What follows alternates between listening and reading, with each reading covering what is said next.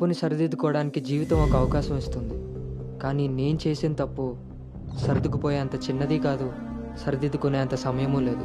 తేలికేం కాదు, అంత తేలికేం కాదు. ప్రేమించిన ఆ విషయాన్ని చెప్పలేకపోవటం, చేసిన తప్పులే అందుకు కారణాలు అవ్వటం. ఇప్పుడు కాగా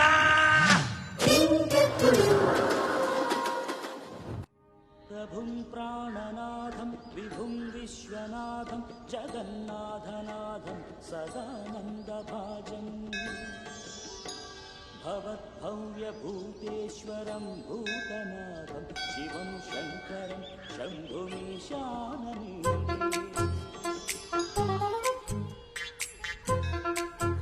లడ్డు తలదూకనా?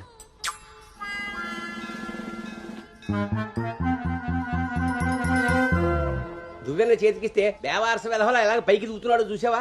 ఇలాగే ఊరుకుంటే ముందు వెనక కూడా ఫంకులు ఇస్తాడు, మన కొంప మునుగుతుంది. శుభ్రంగా నూనె రాసి సైడ్ పాపిడి వెధవకి. ఆయన జుట్టలా దూకుంటే ఏంటండి? దువ్వే జుట్టు కట్టే బట్టను బట్టి ఎలా ఎదిగి ఏడుస్తాడో తెలుస్తుంది. ఆయన ఊళ్ళో వాళ్ళ పిల్లలందరూ మన లడ్డు లాగానే పెరుగుతున్నారా ఏంటి? ఊళ్ళో వాళ్ళ గొడవ మనకెందుకు? మన లడ్డు చండాలమైన నీ పిలుపు నాకొచ్చింది ఏమిటే? అయినా లడ్డు బూందీ అని పిలుపు ఏమిటే? వీడేమన్నా శనగ పిండితోటి సున్ని పిండితోటి చేయబడ్డా? మన కష్టార్జితం ఘోరించవులే. ఇగో లక్షణంగా పైకొస్తాడని గౌతముడు నా మహానుభావుడు పేరు పెట్టాడు వీడికి. ఇవన్నీ బానే చెప్తారు. ఇంటి పక్కనే స్కూల్ పెట్టుకుని ఎక్కడో ఊరవతలు జాయిన్ చేశారు వీడిని. పిల్లాడు అలసిపోతున్నాడు. వాడు అలిసిపోయినా సొమ్మసిలిపోయినా పర్వాలేదు. ఏంటండి మరి మీ చేదస్తం కాకపోతే?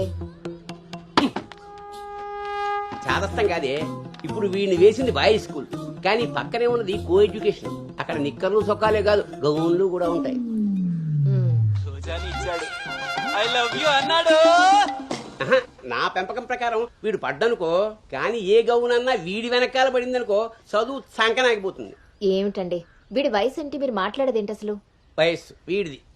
రే నీకొచ్చిన పాట ఒకటి పాడమ్మా.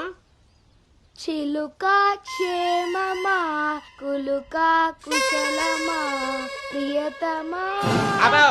అబే ఒక సినిమాకి షికారికి తీసుకెళ్లకుండా మొక్కలు కంచె వేసి పెంచినట్టు ఇంత కట్టుదిట్టంగా పెంచుతుంటే ఇప్పుడే వీడు చిలుక క్షేమమా అంటున్నాడు. వదిలేస్తే లక్సు పాప అంటాడు. ఈ జనరేషన్ పుట్టడమే రేసుగుర్రాలా పుడుతున్నారు. కళ్ళె వేయకపోతే కంచె దాటేస్తారు. 20వ సెంచరీలో వీడికి ఏదో ఉద్యోగం వస్తుంది. అసలు అప్పటి జనరేషన్ ఊహించుకుంటేనే భయం వేస్తుంది. ఇప్పుడే వీడిని మన దారిలో పెట్టుకోకపోతే ఇదిగో ఇలా తయారవుతాడు. ఈ రోజు నుంచి మన ఇంట్లో భక్తి ఛానల్ తప్ప ఇంకోటి రావడానికి వీల్లేదు. నా మొహం వస్తాయంట పదా.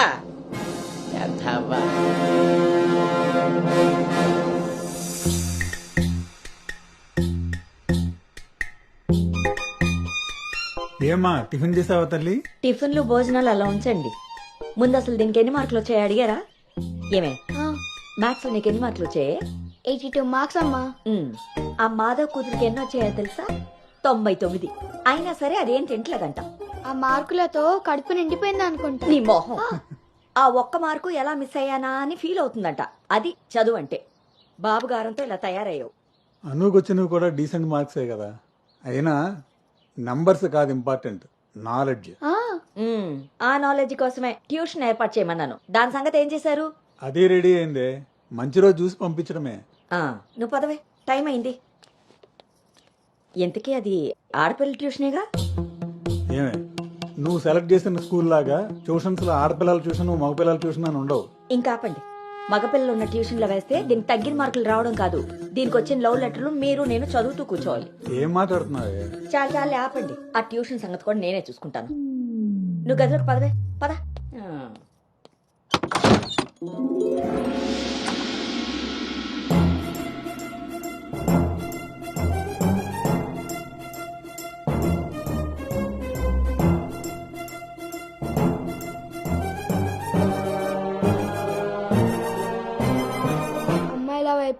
అమ్మాయిల వైపు కన్నెత్తి చూడను, అబ్బాయిలతో పన్నెత్తి మాట్లాడను, వాళ్ళు తల తిప్పి మాట్లాడించిన నేను తల దించుకొని వెళ్ళిపోతాను, నాన్న చెప్పిన మాట జవదాటను, అమ్మకిచ్చిన మాటని మర్చిపోను.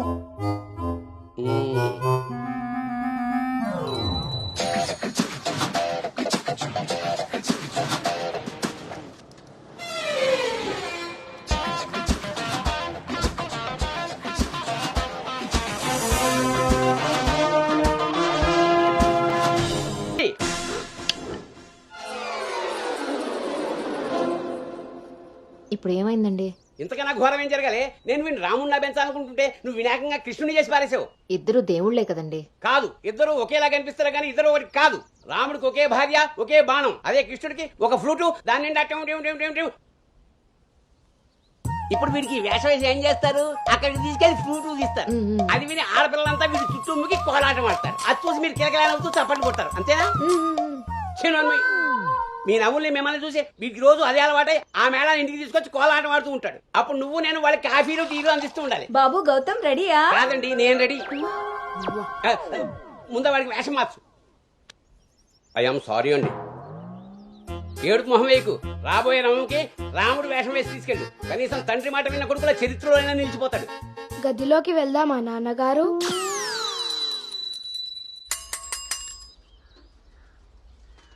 ఏ తీరుగా నన్ను అది రే ఇవాళ సుత్తి అదిరిపోయింది రే అన్నమ్మా వేగరా. రేయ్, ఎంత ధైర్యం ఉంటే ఆడపిల్ల కూర్చునే రిక్షాల్లో మగపిల్లని ఎక్కిస్తావరా? నా కొడుకమ్మా వెళ్తా దారిలో మా బామ్మర్ది ఇంటికాడ వదిలేద్దామని ఎక్కించుకున్నానమ్మా. ఎంత కొడుకైతే మాత్రం ఆడపిల్ల పక్కన కూర్చోబెడతావరా? చిన్న పిల్లలకి ఆడా మగ ఏంటమ్మా? నీ తెలివితేటలు నా దగ్గర వాడుకో. అవునమ్మా, అవి ఉన్న వాళ్ళ దగ్గరే వాడాలి. రే రాల్నోడా, నీ పళ్ళు రాలు కొడతాను. అసలు నువ్వు పోరా, నీ రిక్షా అవుతే ఏవద్దు. ఈ టైంలో వీడితో గొడవ అంటే అసలే దీని పరీక్ష టైం అవుతుంటే. దీని పరీక్ష పోయినా పర్వాలేదండి, ఈ యదాల రిక్షా మాత్రం ఎక్కించరు. రేపు పెళ్ళైనా మగాళ్ళతో చేస్తారా లేకపోతే నీ కాళ్ళు ఎరకొడతాను రాయ్, పోరా అక్కడి నుంచి. సర్లే అండి, ఈ నెల జీతం ఉంది ముందు. ఇస్తారు, ఇస్తారు. చాలా మంది చూసాను ఇలాంటి. ఓరిని నీ నోరు పడా. అమ్మా ఏంటి అలా చూస్తారు? టైం అయింది, దీన్ని వెళ్ళి దింపరండి. రేపు నుంచి ఇంకో రిక్షా మాట్లాడండి.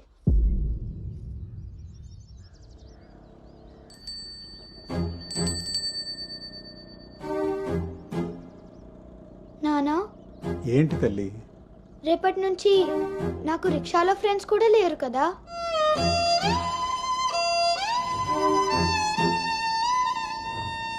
మనం ఇటెక్కడికి వెళ్తున్నాం?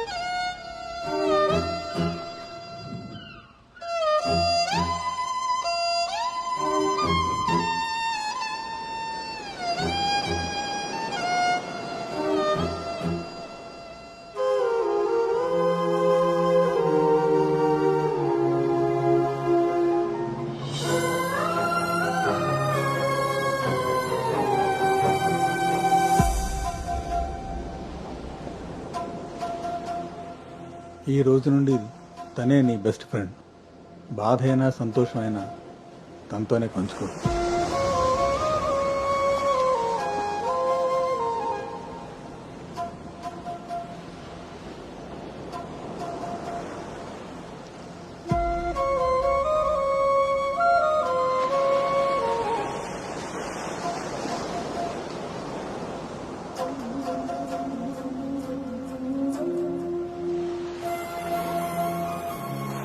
బాధ నీతో చెప్తే నాకు రిలీఫ్ ఎలా అవుతుంది? నా సంతోషాన్ని నీతో షేర్ చేసుకుంటే అది నీకెలా అర్థమవుతుంది? ఒకవేళ నాన్న చెప్పిందే నిజమైతే అది నాకెలా తెలుస్తుంది?